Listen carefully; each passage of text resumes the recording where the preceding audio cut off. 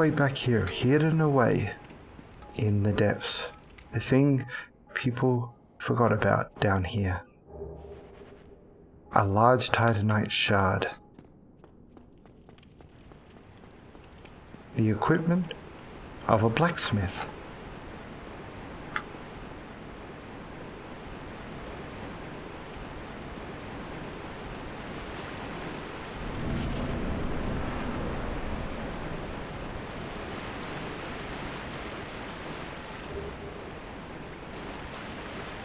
Another nameless soldier.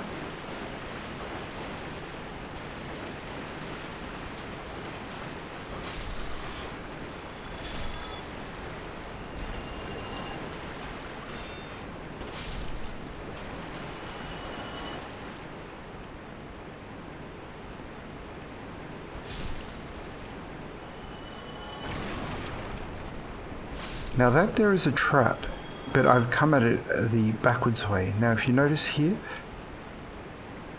there is a small rat hiding out here, and as I approach, it darts around the corner. So if I went to chase that rat, this rat would leap out at me and poison me instantly. And that is a symbol of Velka being the goddess of sin. We were chasing a harmless, defenseless creature, and so Velka sees this sin, and we are punished for it. Another symbol of Velka here in the depths.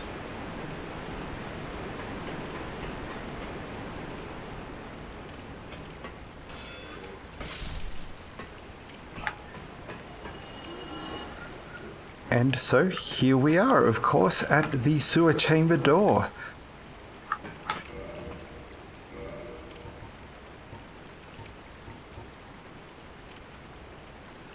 In any community, a few bad apples are sure to exhibit insatiable greed.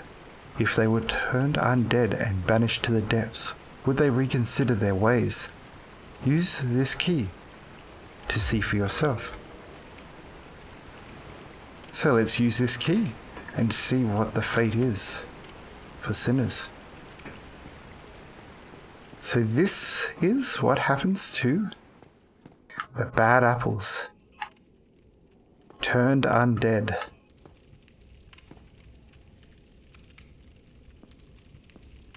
Notice how clean this room is. This is the sewer chamber. Out here, there is sludge all over the roofs. There is sludge on the walls, there's slime. In the room with the rat, there were big mounds of waste. But here in this room, it is very clean. It's sterile for this place. And all there is a bonfire.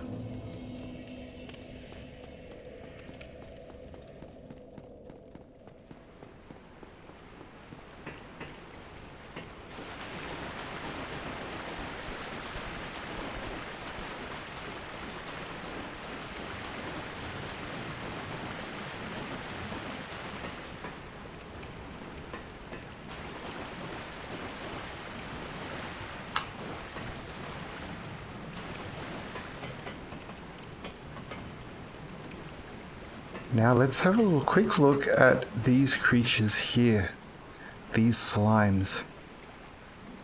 Now it's easier to see their design.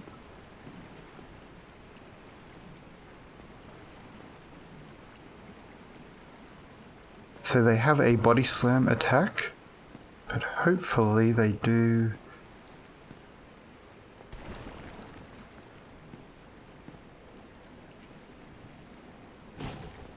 there.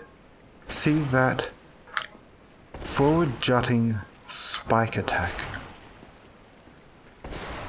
Also notice you can just see, just as the slime recoils, it's quite hard to see. See there? That is a skull. This is a human being who has turned to sludge.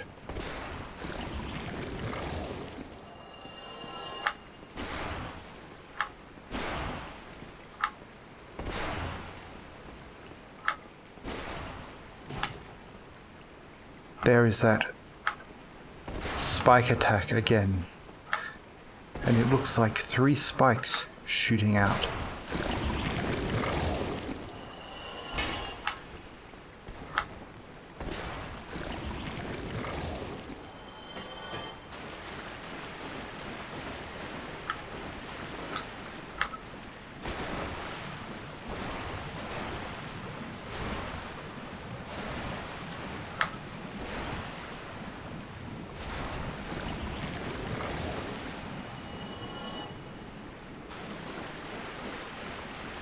So here we are. We've gone up and around into a place that seems like a sewer. We have the sewer chamber key. This seems like the sewer of the undead berg. But here we have something strange. A window and 2 seating spots here in this sewer. Over here,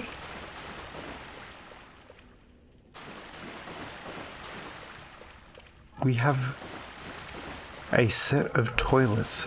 These are Roman toilets. The idea being you would sit here, use the toilet, and water rushes down through here to wash away the waste. Why is there a toilet in the sewer system?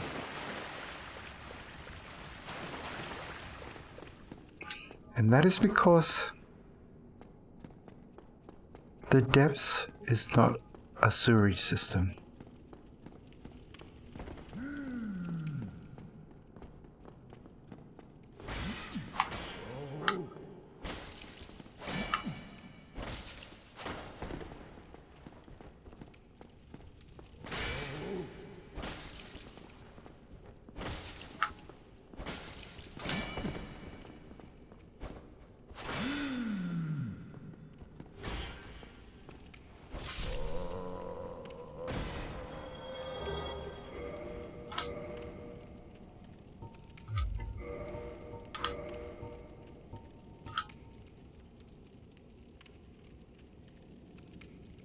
Bloodstained patchwork sack by the undead man-eating cook lurking in the depths. 2 eye holes have been haphazardly cut out. It is unexpectedly soft and comfortable to wear, but is probably near meaningless in terms of defense. Just like the mask of a thief.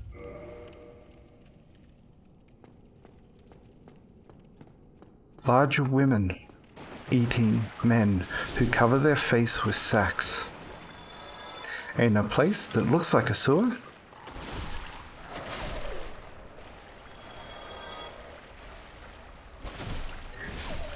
but there are toilets and there are windows, and we'll even see there are even more windows here, looking out as though this was once the top of a tower.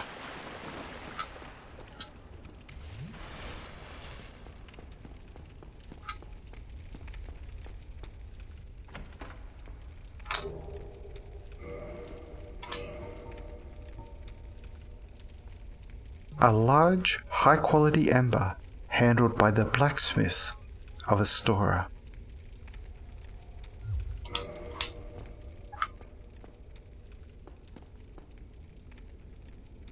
Welcome to the ancient city of Astora, the home of the beautiful, the home of the refined, Velka's city.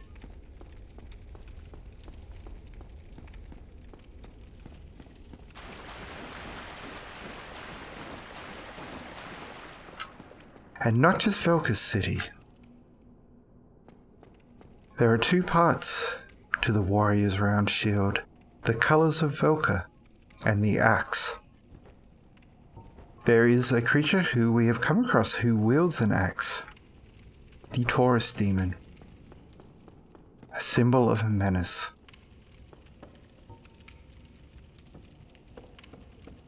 You, yes, you, here, over here. Please, you must help me. This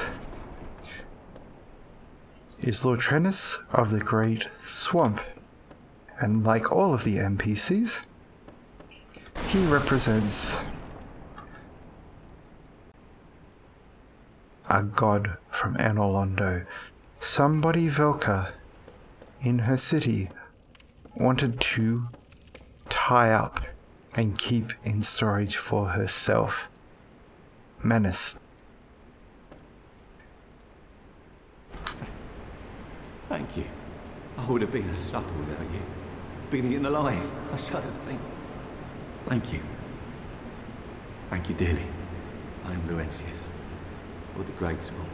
I will not forget my debt to you.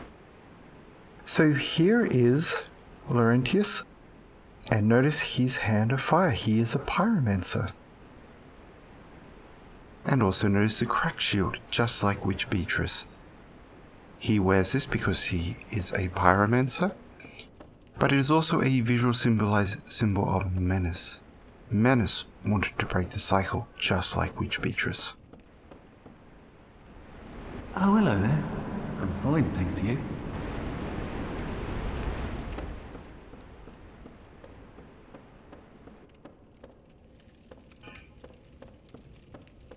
And his journey represents the journey of Menace, the blacksmith deity, and we find him here in the city of Astora, placed high in an attic, in an annex, if you will, in Velka's city of Astora, the home of the beautiful and the refined, where women are royalty and men are nobles.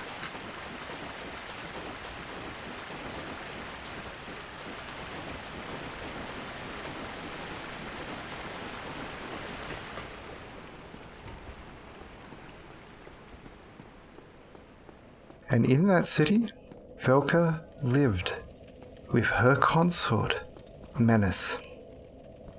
So how did that all happen? Last time we talked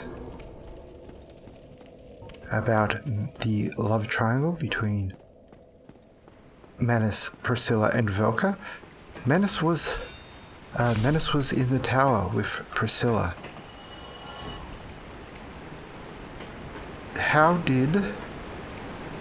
What happened? How did Velka get a city? How did she get Menace?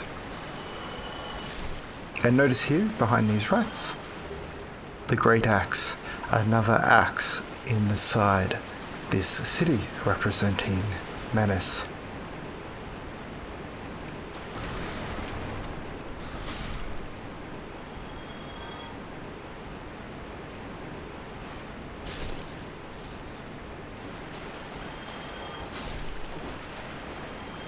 The story of Dark Souls is, I'm sure you've now, by this point in the tour, have come to appreciate, is rather complex. There is a lot of moving parts to it.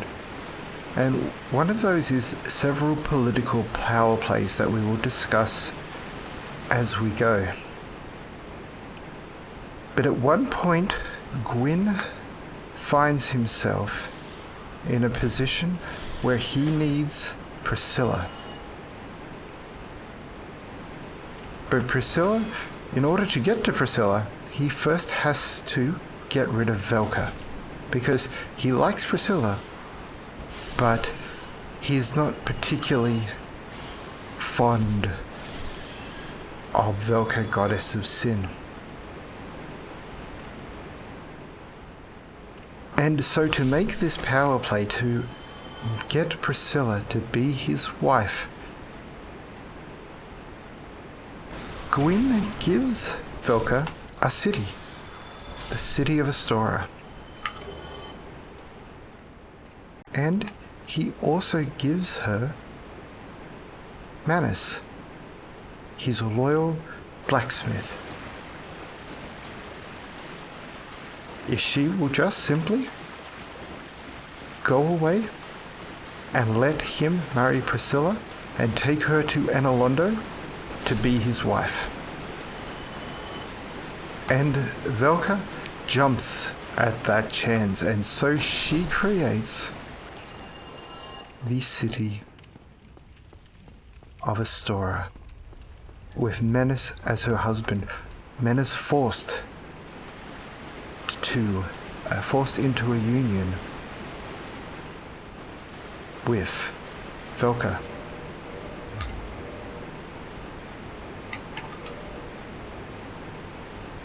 By his master Gwyn.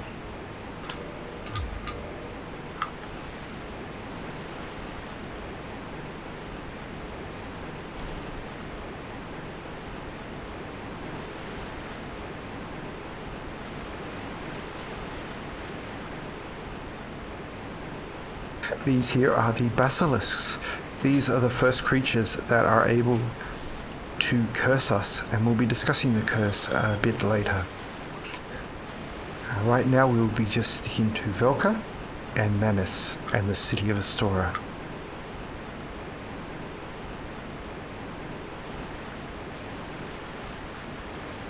So the city of Astora is the first great city, Ulasil being the last in Dark Souls 1, and it was great because Velka was a goddess of great intelligence, and the city was a city of magic. And her consort, Menace, brought his engineering skills to the city, and so the city was also a place of great technology.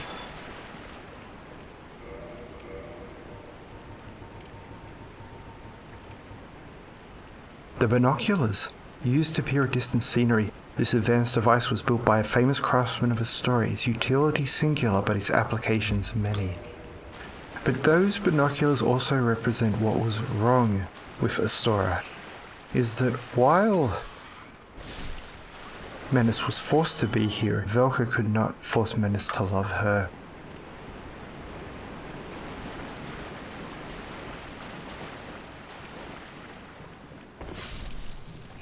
And so the binoculars represent Menace's desire to be away from Astora and to be with his lord in Enolondo, to be with Priscilla, the woman he loved. And to think about that from Menace's point of view, this shows part of the torture that Menace went through in Lordran.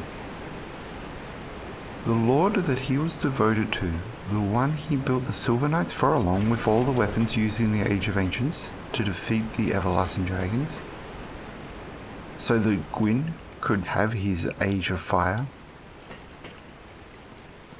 That lord, Gwyn, betrayed Menace by first taking the woman he loved, and then banishing Menace from Enolondo, the city of gods, and then forced him into a union with Velka, a woman who had always been infatuated with him, but he never loved in return. Menace may not have been completely blameless in that banishment from Enolondo, though he may have been experimenting with things that in Enolondo that Gwyn did not care for, but we'll talk about that later.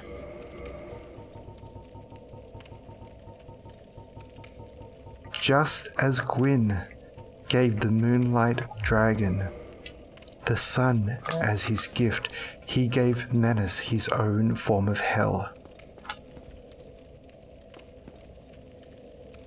But Velka didn't believe that she could not make Menace love her, and so she devised a bunch of ways in a bunch of techniques in an attempt to seduce Menace, to make him hers truly. And the first is one we've seen once before. The reverse hollow, where we take humanity and in an ancient rite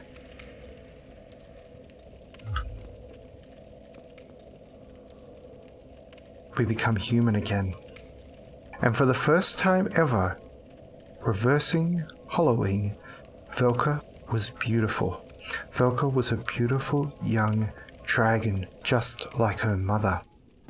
And this comes down to the why Velka was ugly to start with, is that she was born dead. Priscilla is the antithesis to all life. She cannot have a living child. Oh no, I'm being invaded. So I'm going to be invaded here. I'm going to cut here because this causes a whole bunch of problems, such as humanity. So I will cut here and I'll come back after Burke has dispatched me and also the invasion timer has dropped down. Thank you.